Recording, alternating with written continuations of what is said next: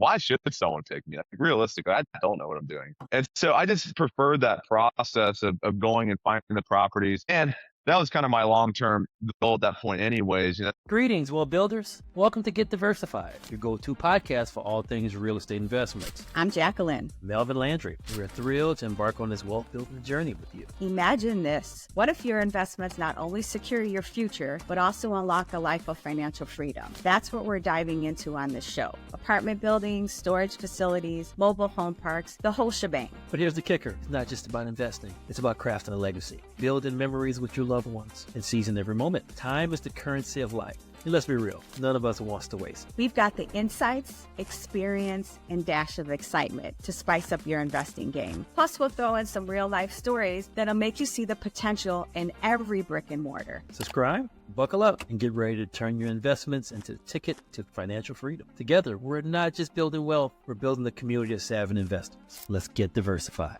Hello, folks, and welcome to another episode of Get Diversified. I'm your host, Melvin Landry, and today we have a gentleman here who started at a young age, and he's moving and shaking not only in the real estate space, but as well the mobile home park space also as well. So I want to be the first to introduce Mr. Chris Gavre. Am I correct, sir? Yeah. Thank you, Melvin. I appreciate you having me on. Hey, man, welcome to the show. We appreciate you kind of jumping on here with me. And hey, man, let's talk shop at real estate, what you got going on, where it started for you, and in terms of how you got to where you got to today. So won't you let the guests know? Tell us a little bit about Chris, where you hail from, and what you got going on. Yeah, absolutely. I'm located in Charlotte, North Carolina currently. I just moved up here about 3 months ago from Greenville, South Carolina. That's where we primarily operate our business. It's me and another business partner currently. Our main thing now that we're doing is land home packages. So we'll buy land, go get brand new double wides, which are mobile homes, put them on these lots, make them FHA compliant, and then sell them on the market. So we're kind of developing land, putting mobile homes on it, essentially. But we've done kind of everything that you can imagine. We flipped a lot of houses. I've done apartment buildings. I've done storage facilities. That about sums up. Now we're doing primarily mobile home stuff. But it started for me about 6 years ago, early 2020. I had a pressure washing business, and I was always washing houses and apartments for this guy that was a realtor. And one day he sat me down in his office and said, "Man, what's your goal?" And at that time, biggest I could think, he's like, "Man, I want to make $100,000 in a year." And he's like, "Well, you're going to be a tired boy. That's a lot of houses to wash. You know, you should think about getting into real estate." And so he kind of nudged me to go get my real estate license. And that was July 2020. I went and took the class to get my license. End of November-ish, I want to say 2020 is when I actually got my license to test all that. And he was a realtor at EXP, which I guess probably he was wanting to recruit me. I didn't know what that meant at the time, but I ended up joining Keller Williams. I didn't mean to do them like that. I just didn't know what all that meant at that time. But anyways, I got into being a realtor. First house that I ever listed, I didn't even get the listing, rather. It was my mom's neighbor. He had this old mobile home that he wanted to sell. He wanted $50,000 for it. It needed a lot of work. And he was like, "Man, I don't want you to list it. I want you to just go find me a buyer. I'll pay you 3%. But I don't want to pay 6%. And I was like, okay, whatever. So there's this Facebook group called Greenville Real Estate Investors. And I threw it in there, said, "Hey, he wants $50,000, whatever." This lady comes along, says she'll take it. And she was also a real estate agent. So when we closed, I want to say it was January 2021 or so, we closed and I saw her in the office. She switched to my brokerage a little while after that. I was like, "Hey, what'd you ever do with that mobile home?" She's like, "Oh, I wholesaled it." I'm like, "Oh, what's that?" And she's like, yeah. She explained what wholesaling was, and she went on to tell me that she made $20,000 on this deal, and I made like $900 after I paid Keller Williams their portion and all that. And I was like, "Man, I'm on the wrong side of this." And she was like, "You should think about getting into wholesaling." So I did a couple other retail transactions. Didn't really like it; just wasn't for me. And ended up wholesaling with her. She kind of taught me the process. She got me cold calling like PropStream lists, all this stuff. So I just started out trying to find deals. Her name was Maria. And Maria would go find the buyers and kind of tell us what we could offer for them and all of that. And so we did a couple wholesale deals together in the beginning of 2021. And then life kind of happened and we went in different directions. But she kind of planted the seed that I need to get into wholesaling. And so that's what I did after that. It was probably summer, July-ish of 2020 when I was basically wholesaling full time. Would kind of flip houses along the way when I could go get the hard money for it or find a private lender. And then I would also kind of pick up rental properties along the way if I could, and I would refinance them into longer term kind of debt. But was just kind of fumbling through it. I had no idea what I was doing. And then in August of 2022, it's about a year or so later, DLR, which is our licensing board in South Carolina, they changed their regulations on wholesaling for licensed individuals. And so someone, I guess, was being a RoboCop one day and reported me because they saw a Facebook post that I was trying to wholesale a property. And so I got like this letter in the mail from the licensing board, and they're gonna like open an investigation and a cease and desist. Yeah, I was like, whoa, I don't know what all this is. So I guess I got to stop. So in 2022, I stopped wholesaling. I was like, man, I need to figure out what to do. And at this point, I had acquired one mobile home park and was flipping houses and stuff as well. And I was like, I guess I'll go and find more mobile home parks. I kind of know that space. And a lot of that wholesaling regulation was around residential properties. So I could go wholesale mobile home parks and be just fine. So I found this mobile home park, got it under contract, and this was October-ish of 2021, so a couple months later. And I was trying to wholesale it. This guy, Robert, comes along and was like, hey, I'll buy it. But once he found out what my assignment fee was, he got a little upset with me because it was, I think, 75 grand or something. Wow. Yeah. Yeah. Wow. So he was like, boys, instead of me paying the assignment fee, why don't we just partner on it? He's like, I'll pay the cash and I'll just make you a 40% partner. So you know what? Sure, I'll do that. So we ended up partnering on this mobile home park into 2021. And then we were kind of talking about other things that we do. And he had only done mobile home parks to that point. And I saw him how I flip houses. Like, he's like, why don't we flip houses together? So we sent out some marketing and started doing that. And then one day we were talking about our mobile home park that we had together. We had some empty lots in there. And he's like, man, I've got this mobile home dealer's license. I can go get a brand new mobile home at a wholesale price. And I was like, what can you get like a double wide for? He's like, man, I can get a new one for like 55 grand. This was a couple of years ago. I can get a brand new one delivered for 55. I was like, no way. That's crazy. Because in our market, you can put a double wide on a lot and sell it for 220. And I was like, man, why don't we just go buy these houses at wholesale prices, put them on a little half acre somewhere, put it on the market and sell it? And he's like, that's a good idea. Let's try it. So February 2023, we bought our first 5 lots that we were going to do that with.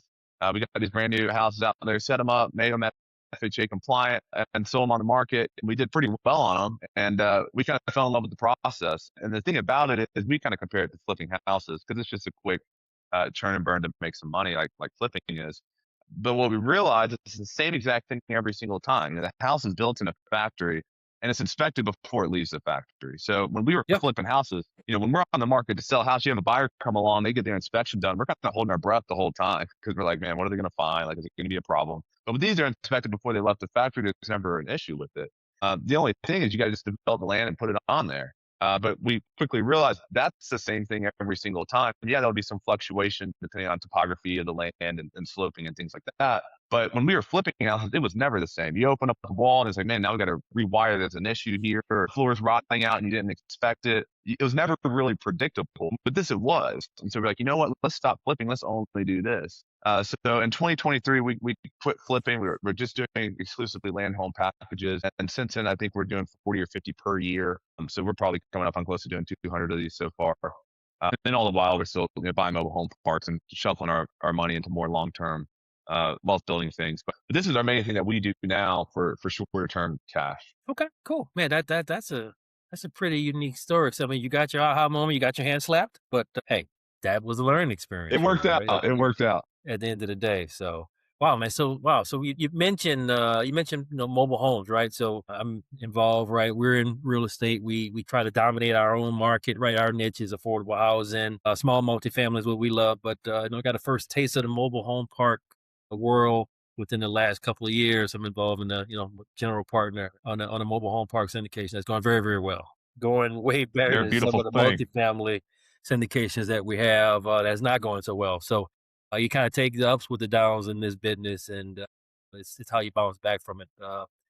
That's how it goes kind of at the end of the day. Would you say, that assignment fee, was that your kind of your aha moment when you've been like, wait a minute, I really, really, can accelerate my game in terms of what you made versus what the wholesaler made? Was that the aha moment for you or what? Yeah, it was that. And then, so that deal was under contract for maybe a month and a half before it closed. And so I was doing like kind of other listings and working with retail buyers. And I think it was that coupled with the fact that I was like, I just didn't like the process of being a realtor. I felt like I had to sell myself, which was kind of a weird thing. Whereas when you're wholesaling or going directly to sellers and buying their property, there's a little bit of that because they want to know that you can actually close and do what you say you're going to do, but they just want you to solve their problem. And I preferred that over, hey, let me try to convince you why I'm the best realtor. And I also was kind of being realistic with myself. I was going to say, man, I was 21, 22 years old at this time in my life. Why should someone pick me? Like, realistically, I don't know what I'm doing. And so I just preferred that process of going and finding the properties. And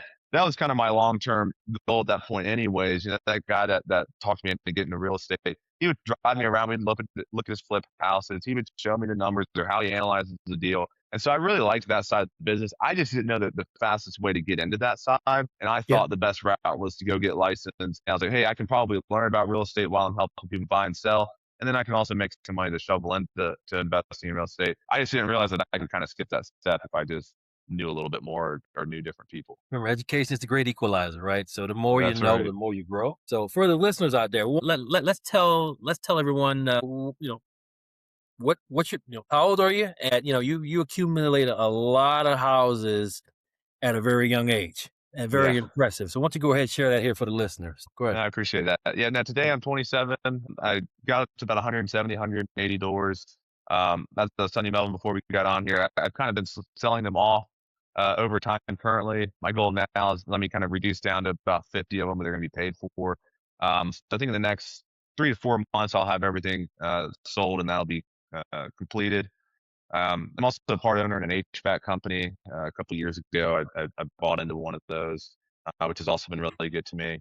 But yeah, I think that one thing that I learned and one misconception that I had when I started is I thought the number of doors was a big deal, and it is. But what I also realized is like, man, I'll make more money owning 50 of these things paid for than I will owning 180 leveraged up, and I'll have a third of the amount of headaches that I have today. So that was kind of an epiphany that happened for me over time.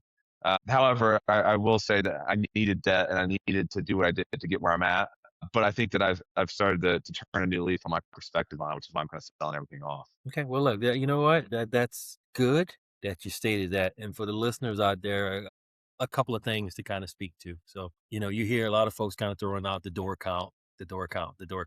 Okay, that may matter to some, but again, right? How much ownership do you have of that door count? That matters, right? And what you're doing with it, right? At the end of the day, how you're managing it, right? So the management phase is always a continuous improvement epiphany that we deal with in this business. There's always something every day. Absolutely. Particularly once you get up over 100 doors, the calls, they come constant. How you handle and how you deal with it from a management standpoint is key. So that's a good metric in terms of now you're in stabilized mode, but you kind of see the end vision in terms of minimizing the headaches. You've dealt with a lot very young, right? Yeah, absolutely. And you've been very successful from that end. So, to a lot of listeners out there, door count isn't respectively everything in terms of aligning to the strategy for the short run and for the long run, right? Because there's nothing wrong with a growth trajectory, but at the same time, I like your strategy, man, in terms of turning some of the units, cashing out, reducing your debt load, and you got 50 core solid properties in your portfolio, minimal headaches. Life's good. Free and clear too.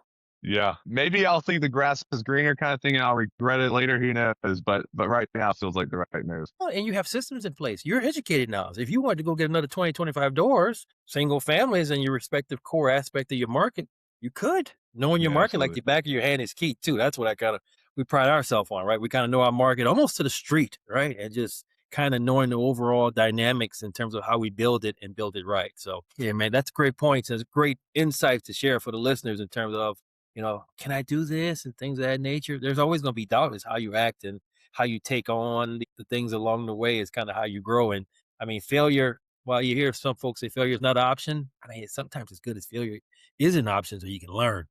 Yeah, absolutely. So, yeah. So, well, good, man. Well, look, let's kind of shift a little bit. Let's your passion today, mobile home park, affordable housing. Tell us a little more insights in terms of some of the strategies which you're kind of implementing today. Where you're at today in that number, where you hope to get to 24 to 36 months. What's the vision? Want to share some intel on that? Yeah, the vision's like I said, right now I've been so focused on let me pay off these houses that I have in mind. Let me sell off everything else. And I think after that, the vision is more of how can I get to 100 to 150 of them that are paid for, and those are all mobile homes. A lot of those parks I'm actually selling out of, and a lot of what I'm buying today is a little single wide mobile home on a half acre somewhere. What I often do is I just sell or finance them all on 30-year notes and just hold the paper on them. just because I don't want to deal with tenants and toilets and problems. So it's funny, I'm 27, but I act like I'm 68 in my decision making process. Hey, But look, it's all good, man. It's all good. Hey, it's less okay to headaches, have a the whole better. soul. It's okay to have a whole Yeah, soul. yeah, That's there fine. you go. Yeah, I mean, man, look, I wish I was at that level at age 27 versus where you're at, man. That's fantastic. So it took me almost double the time, but that's okay. Everyone's journey is at a Yeah. different number, and age is nothing but a number at the end of the day. So yeah, man, keep going. No, I appreciate that. So I'd say my goal over the next 2 to 3 years is to probably get to about 100 to 150 of those units paid for. And the thing that I'm doing with Robert now with the land home packages, because all my rental stuff is just me, but the land home packages that we're doing, we're looking to do about 60 to 70 of those per year, so to scale up a little bit on that. And they've been really good to us. I mean, those things are selling extremely quickly right now. Jacqueline and Melvin, thank you so much for taking time out of your busy day to listen to this episode of Get Diversified. Please make sure to subscribe to our podcast so you don't miss out on future episodes. Finally, stop by our website and follow us on social media. Ciao for now. Make it a great day, and we'll see you next time. And remember, get diversified.